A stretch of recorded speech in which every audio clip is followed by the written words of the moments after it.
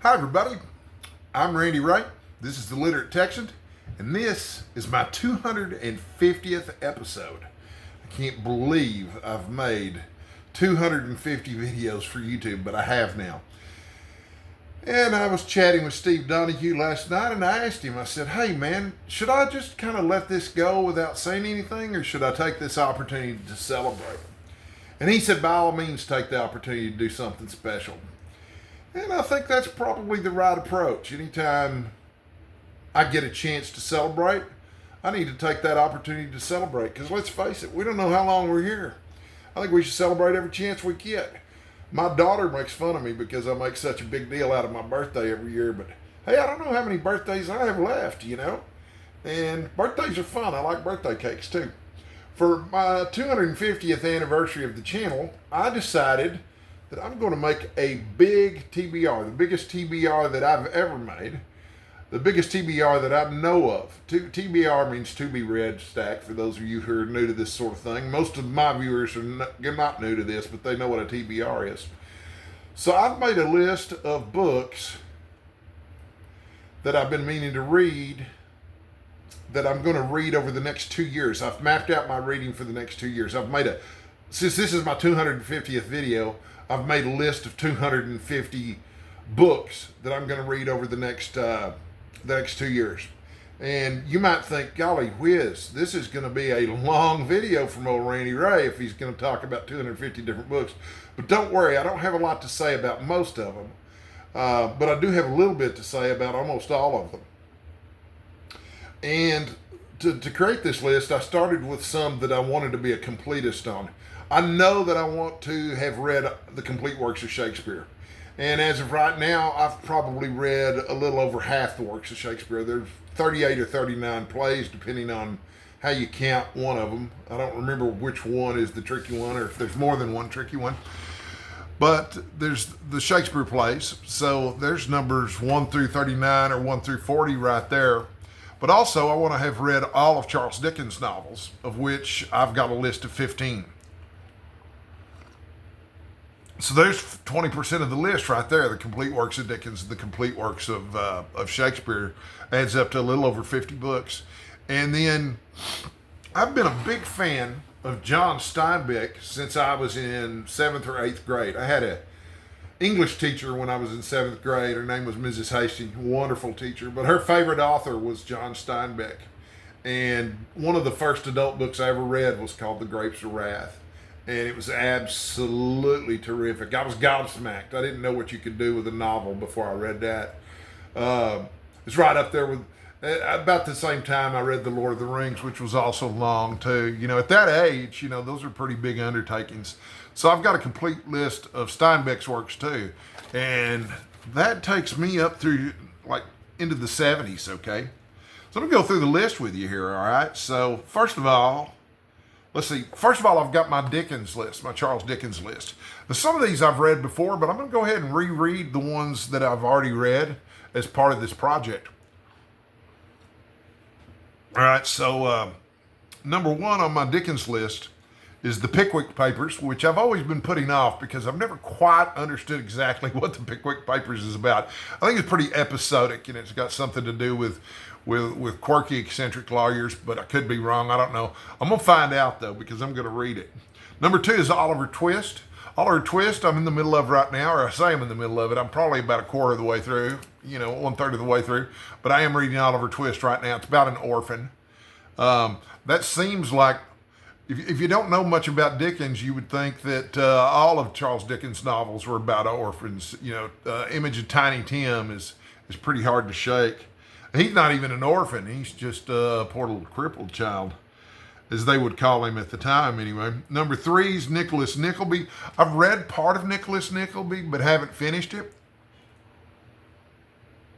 And I put it down meaning to pick it back up again, which I will do. And please forgive me for drinking coffee while I'm making this video. I've got some health problems and some medications that make my mouth dry out. So if you were here in person, I would certainly share some coffee with you.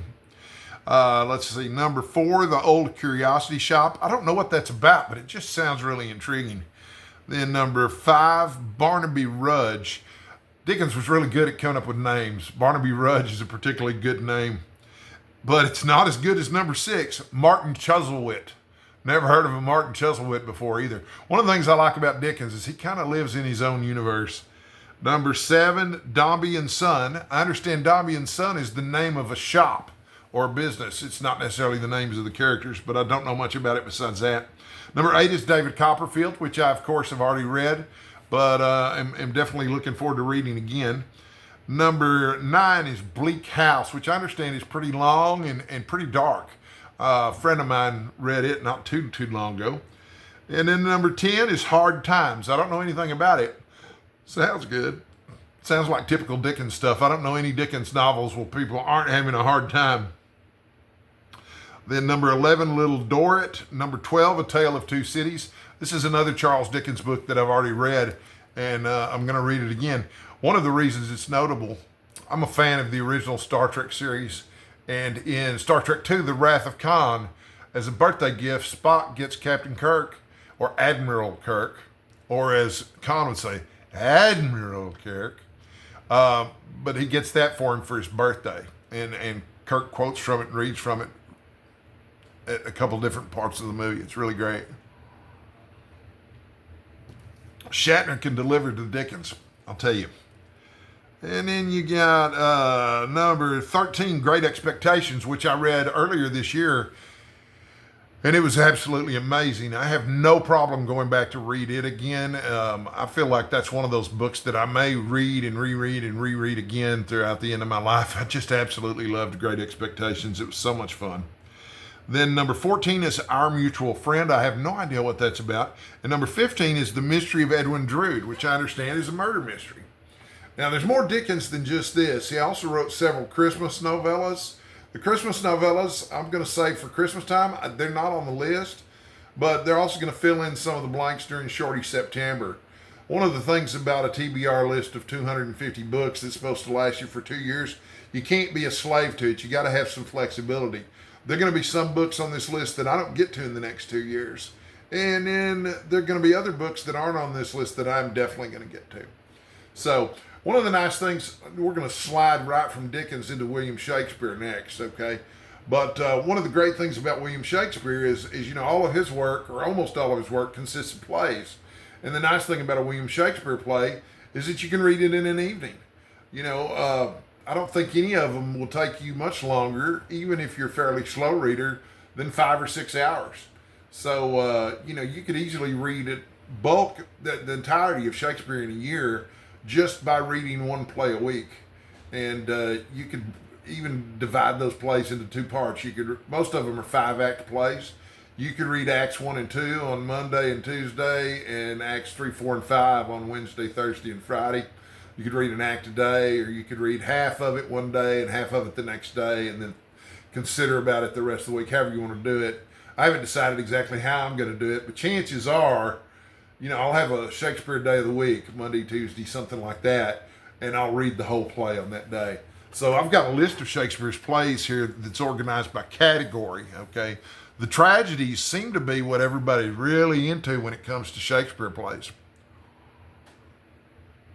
And God knows there's plenty of them, and they're famous. You've heard of all of these, or almost all of them. I have anyway. Number 16, I'm picking, the list goes on from where I left off in Dickens. 1 through 15 was Dickens.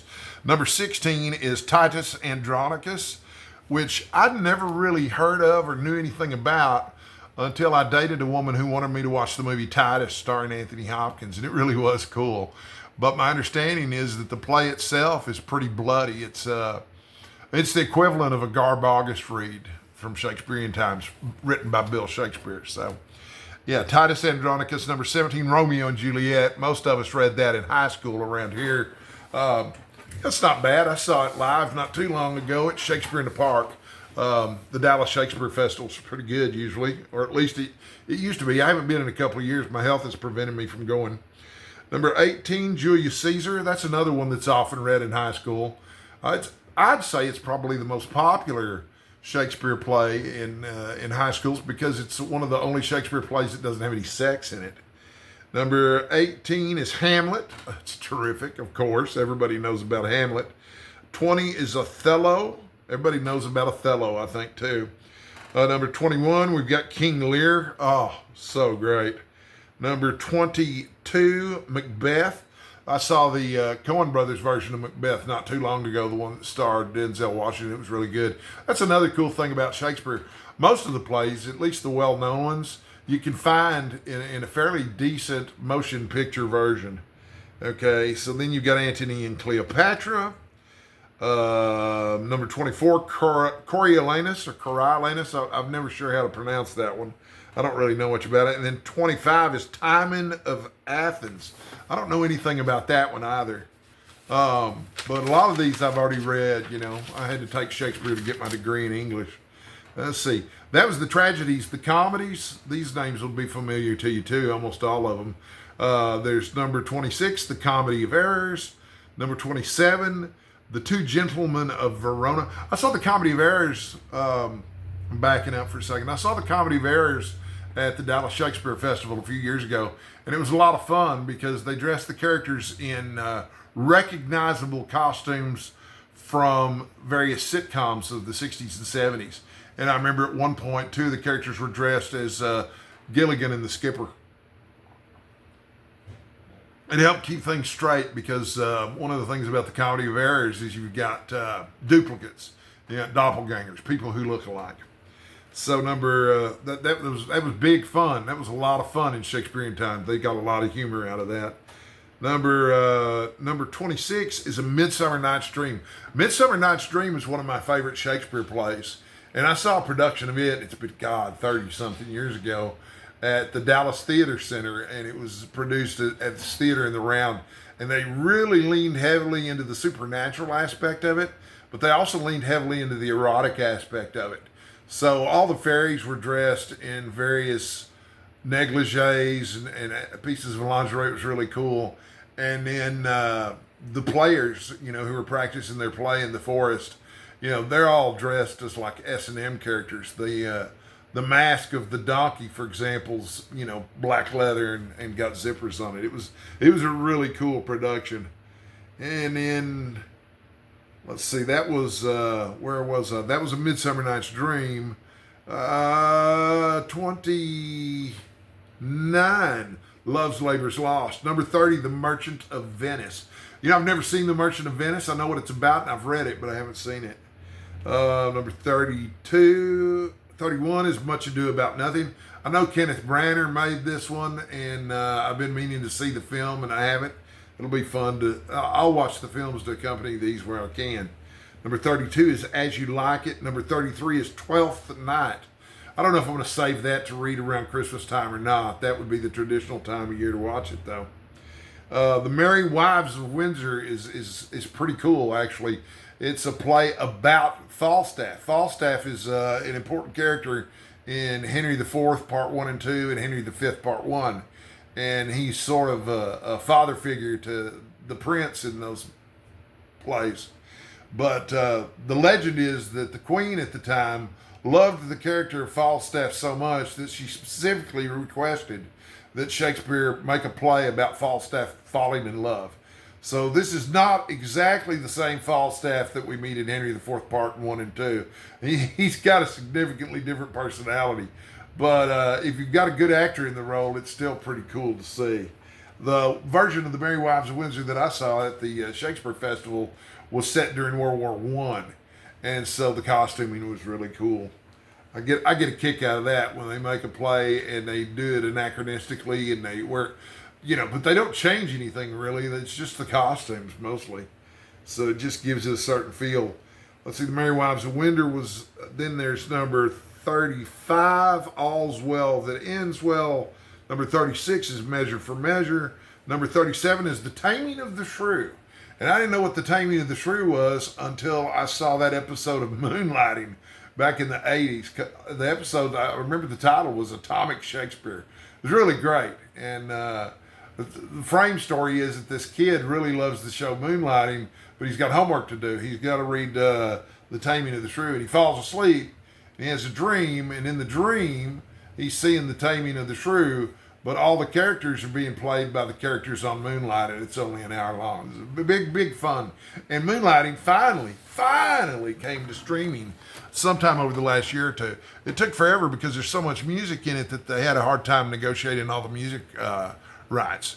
But yeah, if you want to see some vintage 80s television that's well worth seeing, especially to someone who likes classy stuff like Shakespeare, Moonlighting's well worth your time.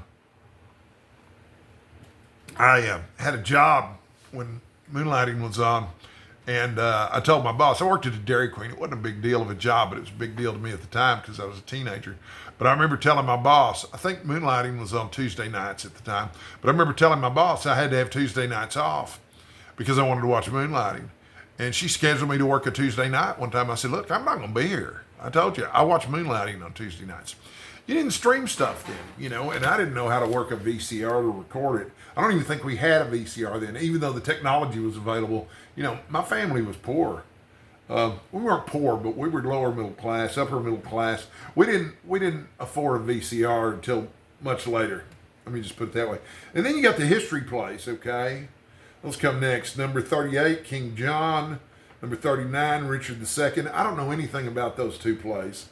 But then number 40, 41, and 42 is Henry IV, Henry IV Part 2, and Henry V. Some people call that the Henriad. And those are terrific. If you haven't seen Kenneth Branagh's version of Henry V before, you owe it to yourself to see that. I think it's the best Shakespeare movie ever made. And Kenneth Branagh's just terrific in it. And everything about it is absolutely marvelous. I mean, they don't miss a beat. Most versions of Shakespeare on film, it's easy to find something to criticize, but not in Henry V. There's nothing to criticize there. It's just that damn good.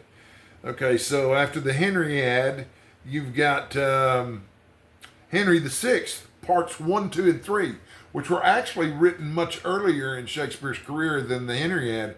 And the theory is that he wrote Henry VI Part 2 and Henry VI Part 3 first, and then went back and wrote Part 1.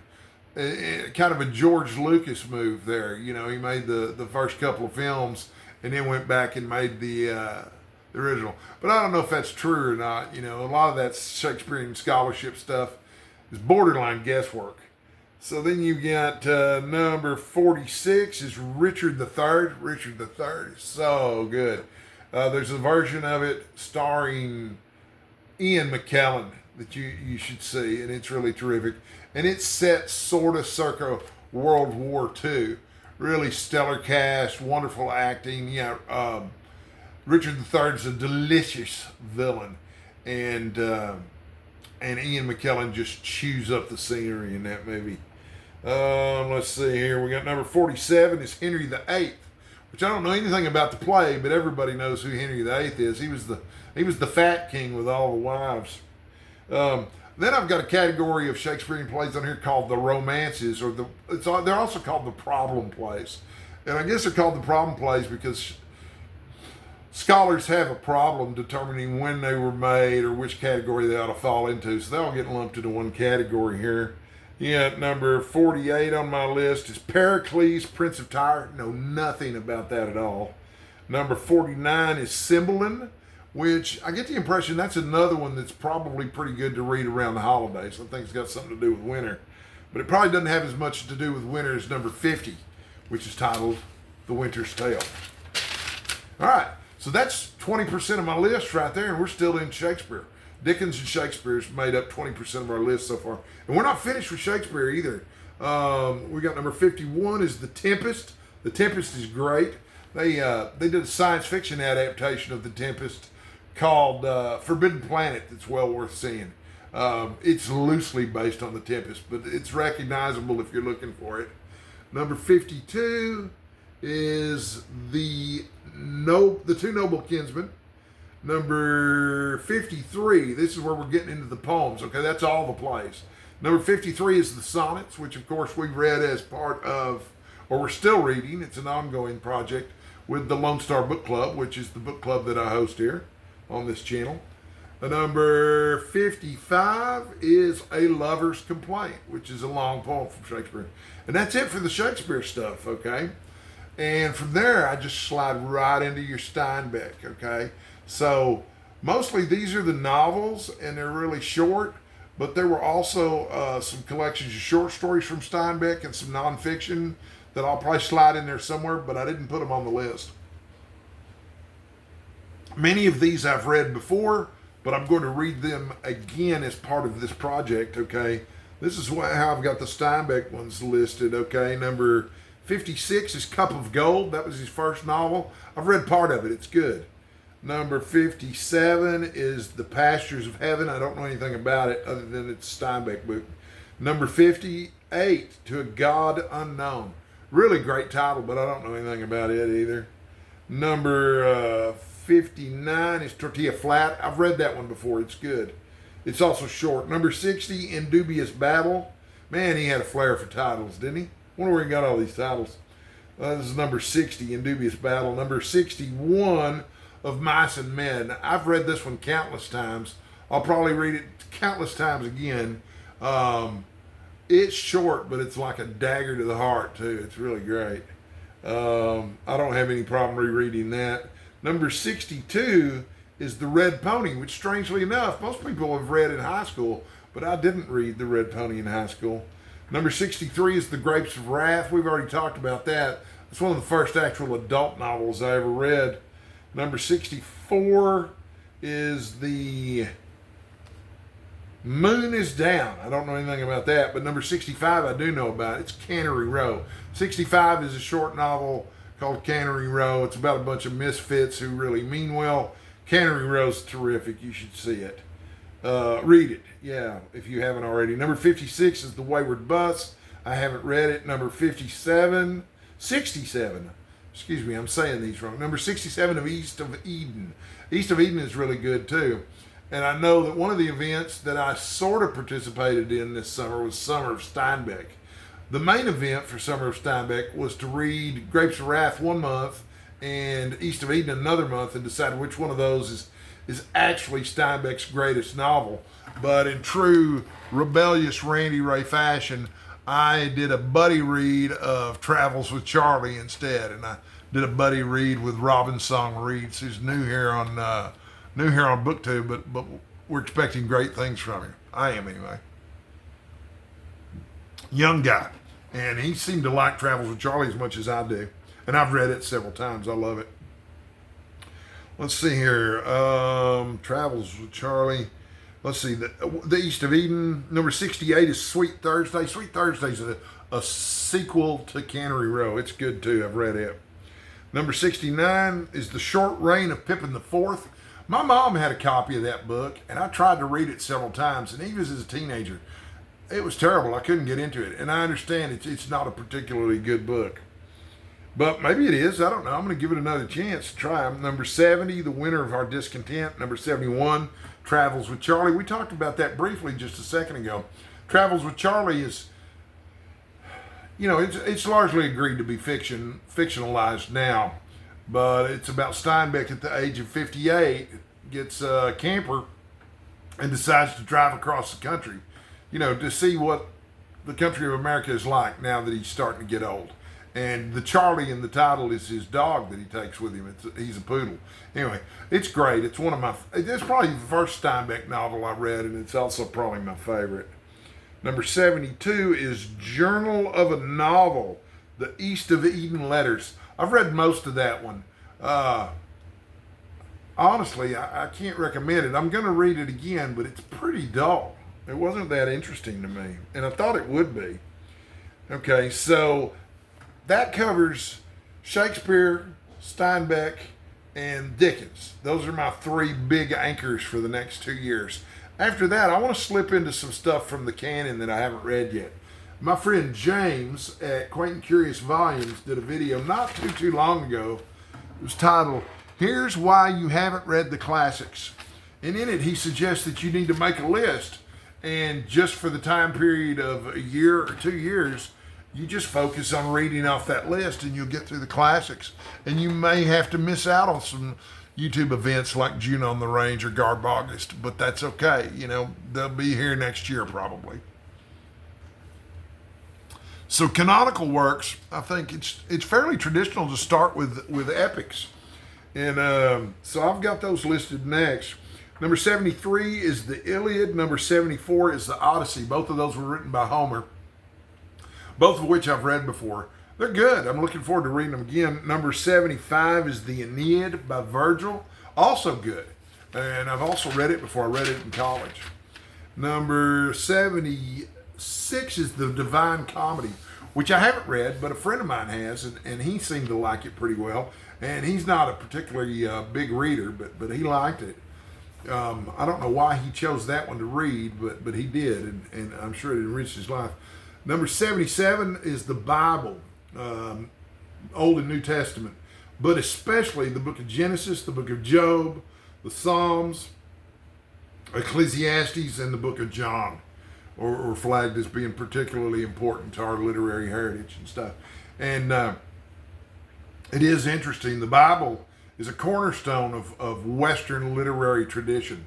It's really hard to study literature in the United States without touching on the Bible. But you've also got this thing called the separation of church and state, where you're not supposed to be studying religious texts in school, at least not as religion. But it is okay to study them as literature. And when I was teaching school, there, like for example, I did teach Genesis as part of a class, and you did get some grumbling from some of the students about how they didn't want to read it, but I don't know why. Genesis is beautiful. It's really worth reading, And it, like I say, wasn't like I was trying to proselytize or anything like that, if that's how you even pronounce that.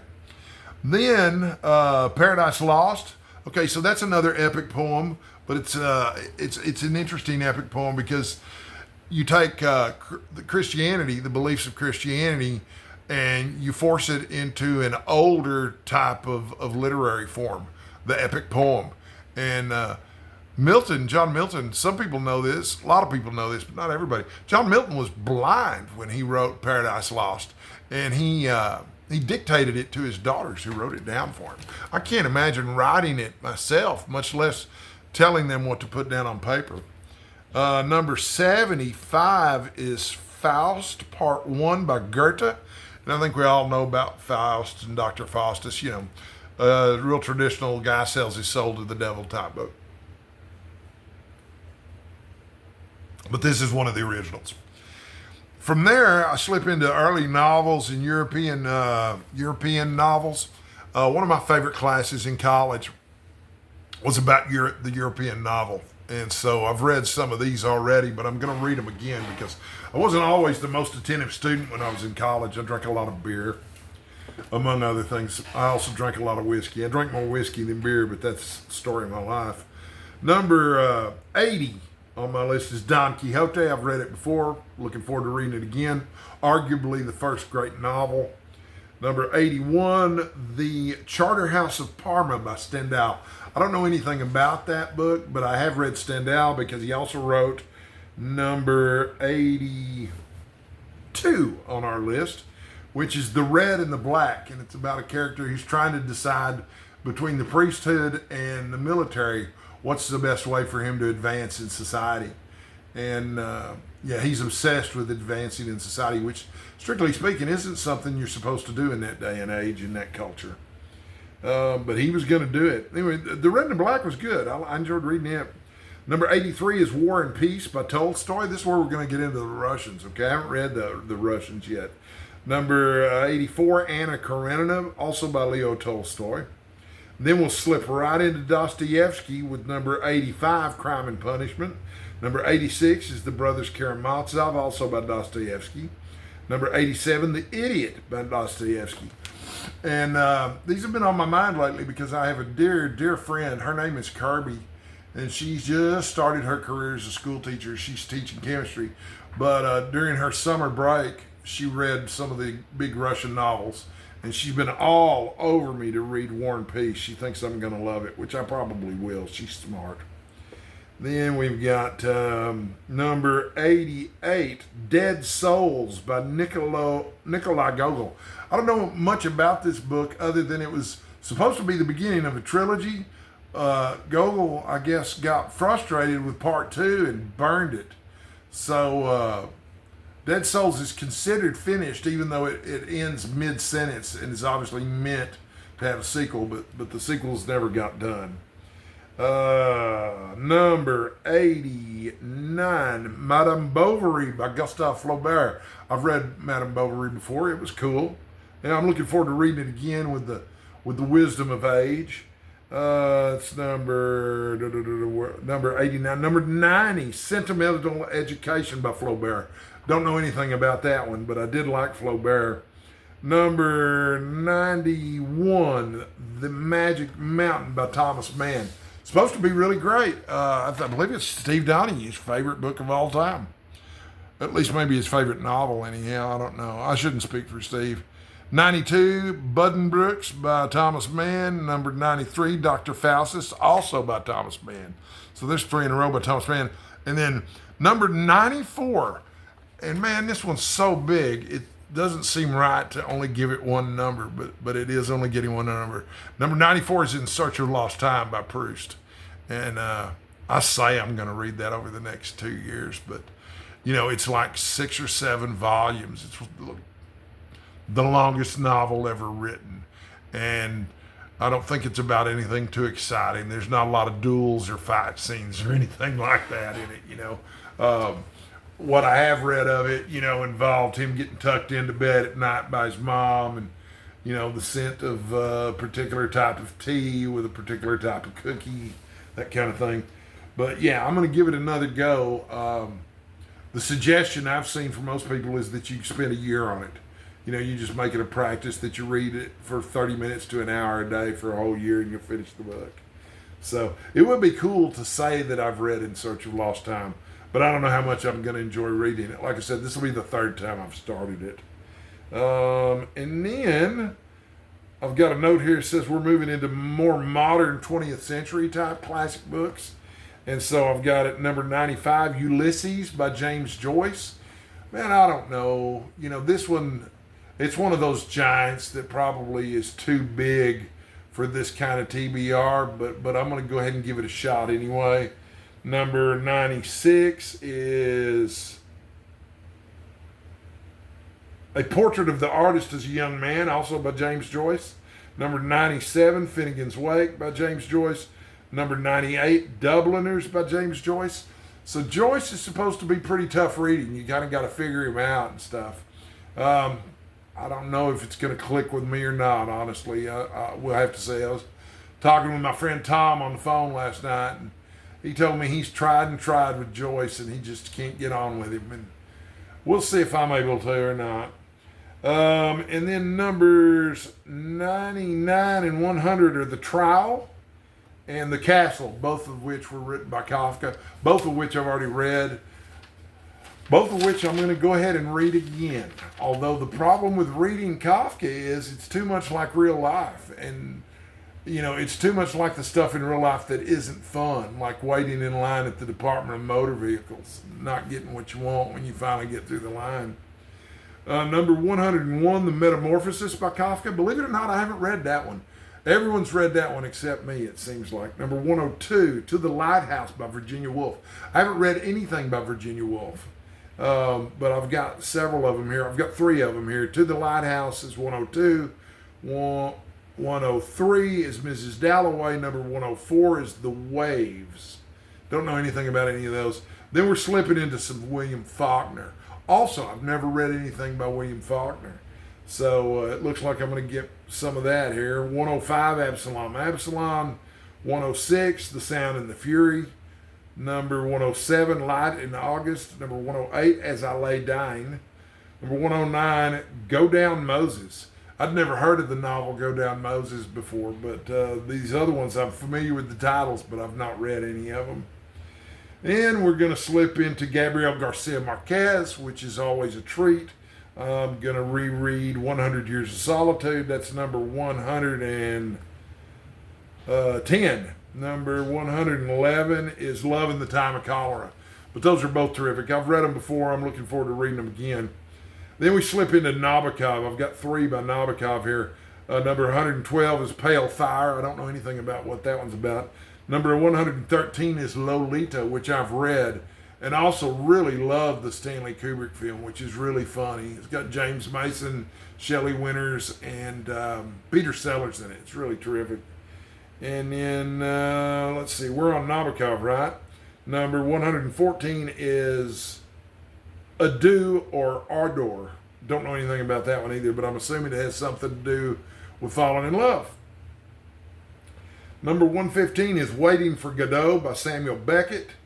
Number 15 is Endgame, also by Samuel Beckett. And number 117 is Malloy. And I'm assuming those are all plays, as Samuel Beckett's a playwright. I'm familiar with Waiting for Godot, but I'm not familiar with the other two. And then I've got a whole poetry section here that I'll be dipping in and out of over the next 2 years. The Complete Sonnets of Milton is on my list. And I've already got the Complete Sonnets of Shakespeare on my list too. So it's going to be a treat.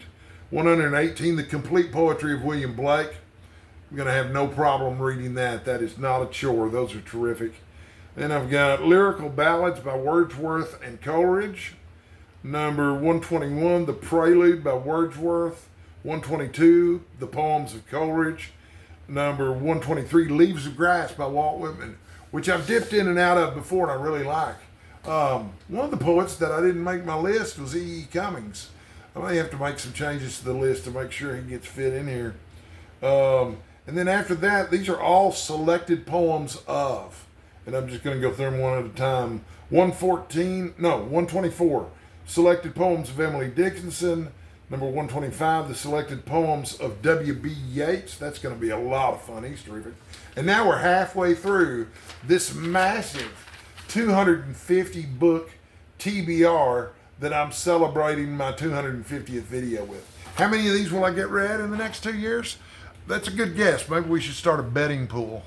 Everybody knows I never finish my TBRs, but I do try sometimes a little bit. 126. 4 Quartets by T.S. Eliot. 127 is The Wastelands by T.S. Eliot. Those are great.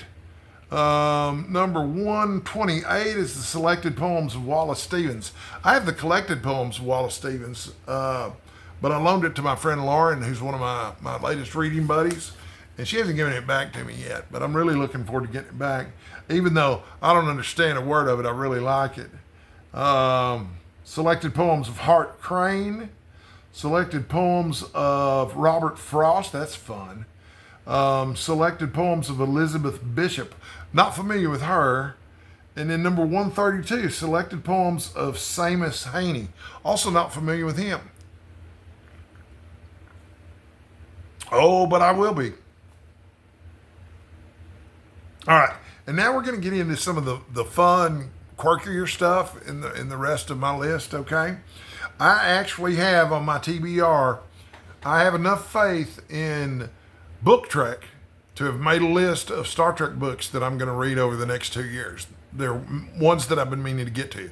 It's a fun little list. It's 20 books. So that's 10 for Book Trek 2026 and 10 for Book Trek 2027, okay? And here's what I've got here.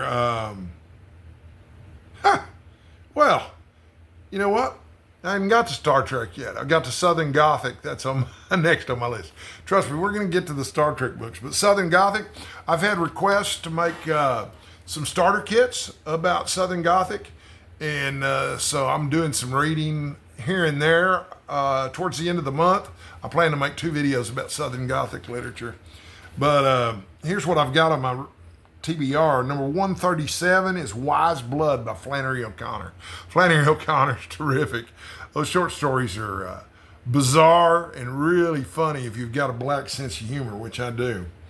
Number 134, The Violent Buried Away, also by Flannery O'Connor. Number 135, A Good Man is Hard to Find. I'm pretty sure that those last 2 from Flannery O'Connor are short story collections. Wouldn't swear to it. And I think the first one from Flannery O'Connor is a short novel. Flannery O'Connor, not Flannery O'Connor, whatever that's supposed to mean. Sometimes I misspeak. Number 136 is The Heart is a Lonely Hunter by Carson McCullers. I'm in the middle of that one right now. It's funny, ebooks, you never know how they're going to number the pages. And so I was looking for books to read for Shorty September. that I could finish in an afternoon. And the ebook edition of The Heart is the Lonely Hunter has 149 pages, but they're really, really long pages. And like any traditional version is going to be at least 300, 350 pages long. I've seen the movie and I've read the first 10 pages or so in this ebook version, but it's not something I'm going to be able to finish in September, not without throwing off all my Shorty September stuff. And I am going to finish 30 books this month if it kills me. I'm behind, but I'm catching up every day. See, next is The Ballad of the Sad Cafe by Carson McCullers. I have read that. The Ballad of the Sad Cafe is the title of the collection of stories, but it's also the novella. It's the first story in the book. Really good stuff, really weird. It's got dwarves and mean ex-husbands and fights. They get greased up for a fight in it. It's really good. I don't remember if there's a cockfight in it or not. I think I may have it confused with one of Nathaniel West's novels there. Let's see here. Reflections in a Golden Eye is also by Carson McCullers. I don't know anything about it. Number 135. This is where things get interesting again. I haven't read a lot of Truman Capote, but what I've read I've liked. And Other Voices, Other Rooms is on my list at 139. 140, I've got The Grass Harp, also by Truman Capote. And then we've got number 141, Night of the Hunter by Davis Grubb. And I've seen the movie. It was good. I don't know anything about the book. Number 142, we've got Tobacco Road by Erskine Aldwell. And then God's Little Acre by the same author at 145. Number 144, Sing Unburied Sing by Jesmond Ward. I've read something by Jesmond Ward, but that wasn't it. Jesmond Ward's one of the more contemporary authors on my list here, though. Salvage the Bones, also by Jesmond Ward. And then A Visitation of Spirits by Randall Keenan, which is followed by Let the Dead Bury the Dead. Outer Dark by Cormac McCarthy. Okay, so the last three in my Southern Gothic are three from Cormac McCarthy. Outer Dark, Child of God, and Suttree. And that brings us to 150. So we've only got 100 books to go. But remember, these are my books that I've got planned for the next 2 years. We're looking at 52 weeks in a year, or we'll just call it 50 if you take time off. Over 2 years, that's 100 weeks. So we're looking at 2.5 books a week is all we're looking at. It sounds like a really tremendous overtaking. And if you think about it as, oh God, that's 250 books, it's a lot. Yeah, but 2.5 books in a week doesn't sound so big. It's like I always say sometimes, by the inch, it's a cinch. By the yard, it's hard. So, okay, so we're still not up to Star Trek. My next section here are Westerns. June on the Range is another event that I'm convinced will continue in future years. And I've really taken a shine to Western literature. So I've got a list of Westerns that I've been meaning to read and haven't got to yet here. It looks like I've got about 20 of them. Number 151, Little Big Man by Thomas Berger. Number 152, The Sisters Brothers by Patrick DeWitt. Both of those have been made into movies, by the way. One of them more recently than the other. The next three are the other books in the Lonesome Dove series. Lonesome Dove isn't on my list, even though I try to reread it every year. But I thought this year I'd go ahead and grab the other three books. I understand they're really good, but they're not as good as Lonesome Dove. But Streets of Laredo, which I believe is the sequel to Lonesome Dove. And then there's two prequels, Dead Man's Walk and Comanche Moon. But I'm going to get those read and report back to you over the next couple of years. Number 156 is Warlock by Oakley Hall. I love the name of that. I think Warlock is the name of the town in the book. I would have thought Warlock would have been this gunslinger who was, like really great with a pistol. That it's almost like magic, but no. Number 157, Riders of the Purple Sage by Zane Grey. I think that's Zane Grey's most classic one. I don't know. Number 158, Butcher's Crossing by John Williams. I really liked Stoner by John Williams, so I don't see any reason I wouldn't like Butcher's Crossing.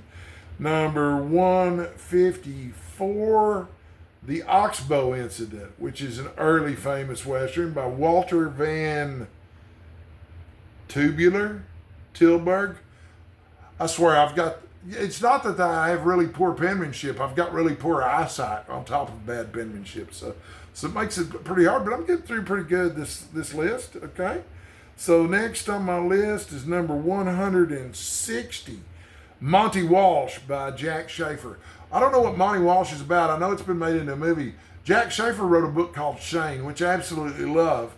It's not on my TBR because I've read it so many times, and I'm not going to read it again for this. But I'm certain I'm going to read it again. I hope so anyway. Number 161 is The Brave Cowboy by Edward Abbey. I'm a big fan of Edward Abbey. He was an environmental activist, among other things. Real iconoclastic figure. He's terrific. That's going to be a good book to read. 162. Okay, I'm getting back into some more McMurtry, but these are shorter, older books by McMurtry. Horseman Passed By was made into a movie called HUD, starring Paul Newman. But Horseman Passed By was my first Larry McMurtry novel to ever read, and it was love at first sight in terms of literature for me.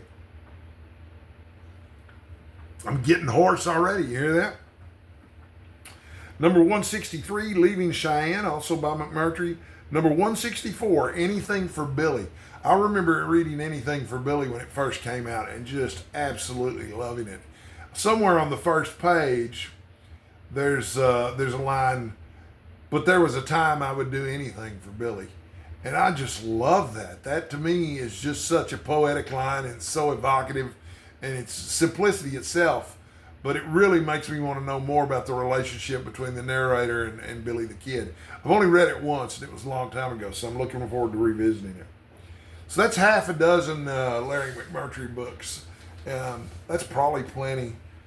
165 is News of the World by Paulette Giles. News of the World was made into a movie starring Tom Hanks. It's about a guy who travels from town to town reading the news to people during the Old West. I didn't know that there was such a role to be played in society then, but there sure was. Number 166 is The Virginian by Owen Wister. That's another one of these seminal westerns that kind of define the genre at the beginning. Number 167 is The Big Sky by A.B. Guthrie. Same. And then we got another Cormac McCarthy, All the Pretty Horses, which I've been meaning to read for a long time. Looks like he still uses a little bit of punctuation in this one. So I'm real grateful for that. Thanks, Mr. McCarthy, for punctuating your novel. Number 169 is The Time It Never Rained by Elmer Kelton. What a great title for a book, The Time It Never Rained.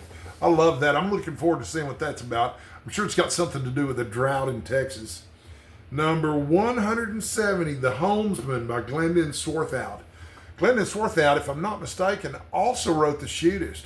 But The Homesman was made into a movie with Tommy Lee Jones, and he was really good. Now we get to my Star Trek list. I'm not going to spend a whole lot of time on it, but I am going to say the first three books on my Star Trek list are the first three books in the Shatnerverse series. This is a series of books that Shatner wrote in the 90s, and they include The Ashes of Eden, The Return, and Avenger. And then I'm just going to go through these real quick. Final Frontier, Unspoken Truth, The Pandora Principle. There's the Prey trilogy by John Jackson Miller. That's Hell's Heart and The Jackal's Truth and The Hall of Heroes. Then at 180, we've got Ishmael. And a lot of these are just kind of junk novels, almost throwaway novels. The Wounded Sky, Doctor's Orders is fun. McCoy gets to take charge of the Enterprise for a while. The Entropy Effect, Spock's World, which is a longer novel. The final... I can't read that one. I'm going to skip it. Federation comes next. And then How Much for Just the Planet, Uhura's Song, and then my last two Star Trek books on the list are the autobiography of James T. Kirk, followed by Up Till Now by William Shatner. So I've got an autobiography of the character he played and then an autobiography of the actor, which I think is pretty neat. Then I've got Sword and Sorcery on my list. This is number 191 through 210. These are really cool because I've got them organized by series. The first set on here is number 191, 192, and 193. It's a trilogy by Daniel Polanski called the Lowtown Trilogy. Lowtown, Tomorrow the Killing, and She Who Waits are the 3 books in there. I'm in the middle of the first book, Lowtown, right now, and I'm literally halfway through it. It's great. Grimy fantasy noir, just like I love. Then the next, I guess, 7 books are Fritz Leiber's Fafford and the Grey Mouser series, and they have neat titles. There's the collections of short stories. There's Swords and Deviltry, Swords Against Death, Swords in the Mist, Swords Against Wizardry, The Swords of Lankmar, Swords and Ice Magic, and finally The Knight and Knave of Swords. But yeah, these are really terrific genre-defining sword and sorcery tales.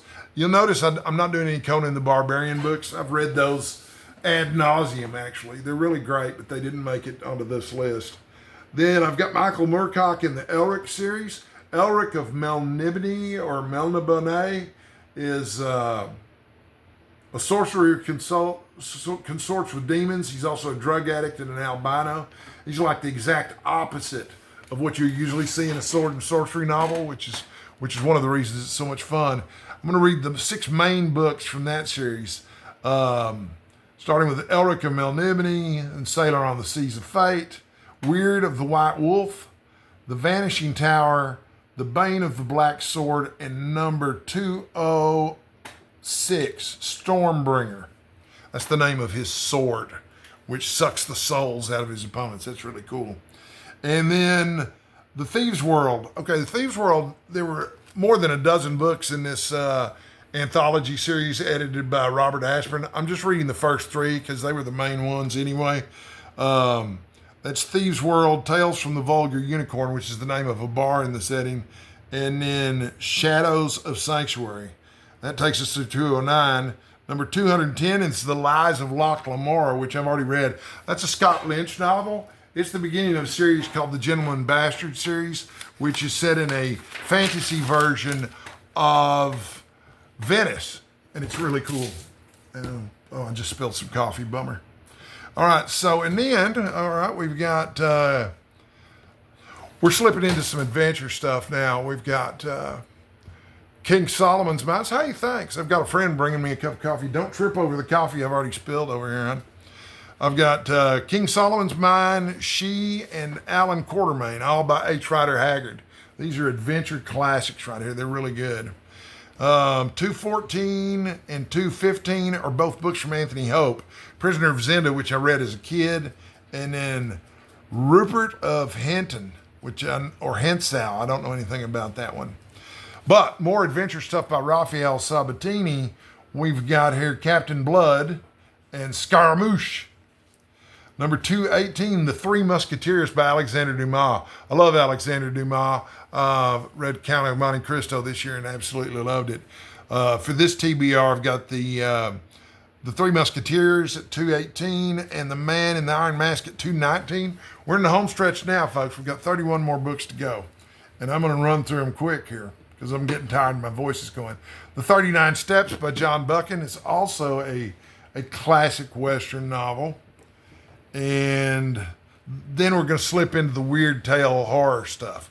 The King in Yellow by Robert W. Chambers. The Great God Pan by Arthur Machen.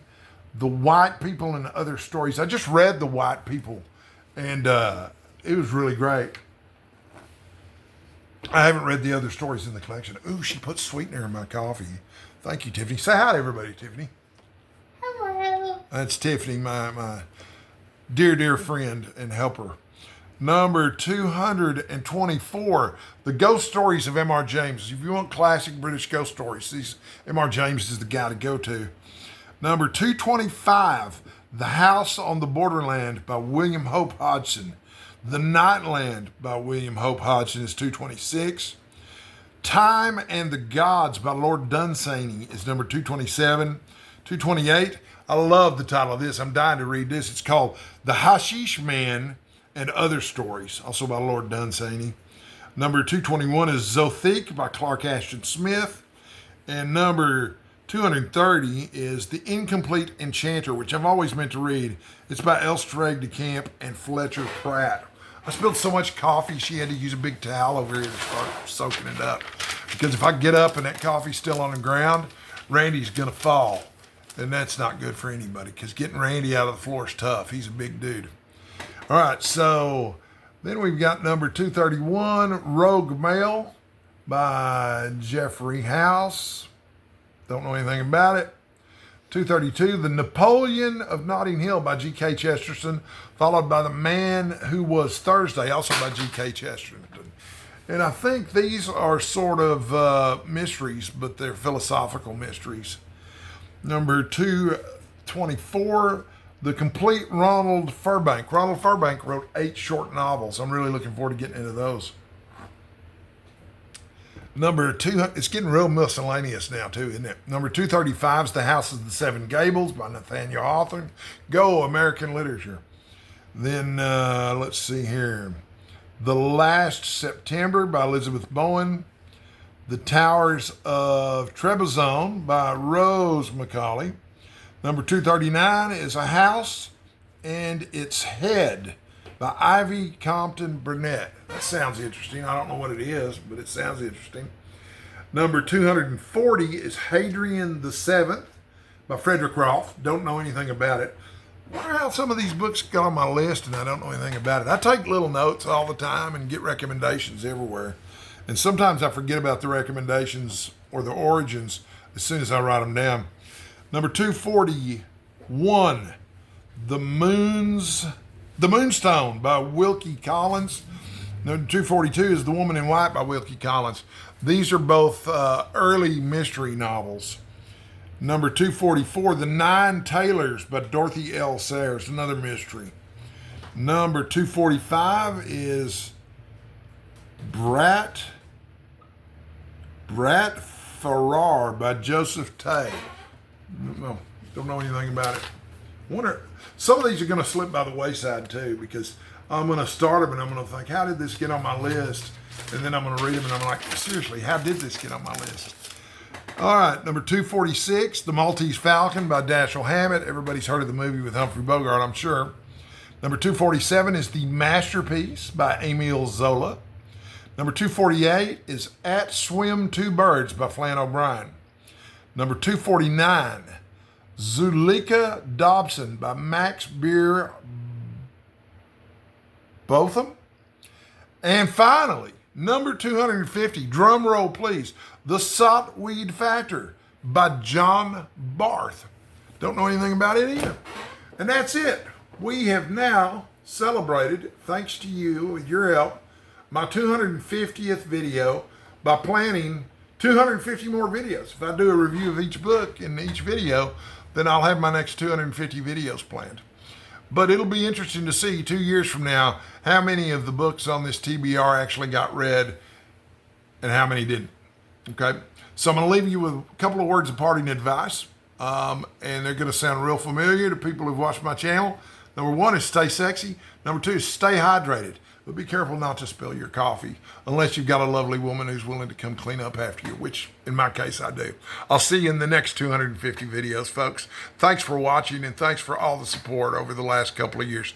This has been tremendous fun.